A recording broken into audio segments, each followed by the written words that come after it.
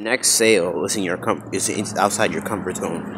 Your next sale, your next sale, your next sale is outside your comfort zone. And I had to grow into this understanding that my next sale, my biggest sales was outside my comfort zone, when I thought it was too hard, when I thought I couldn't DM any more people, when I couldn't post anymore, and I had to focus on activity.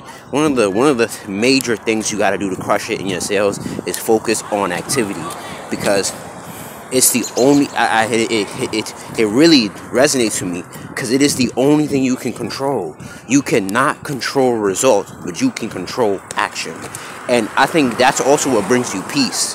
When you go to bed at night and say, and it's like Robert Sharma said, you lose lack of self-respect when you write things down and you don't do them, right? And self-confidence is the opposite. You, in the words of Ed Mylett, he says, you gain self-confidence by doing all the things you said you're going to write down, right? So it's powerful to come into the thorough understanding that you are going to make it outside of your comfort zone and outside of what you originally do, etc., etc. So I challenge you to keep making lives, and get a mentor, get a coach like myself who can help you in online sales.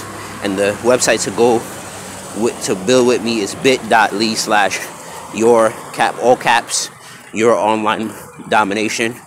And I had to understand, if I really want to scale, it's in my content. So that's why I'm putting out more.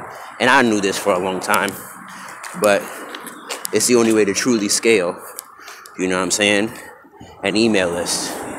So I want to show you how I made my first $1,000, $2,000, $3,000, $4,000, $5,000, $6,000, $8,000, $9,000, $10,000. You know.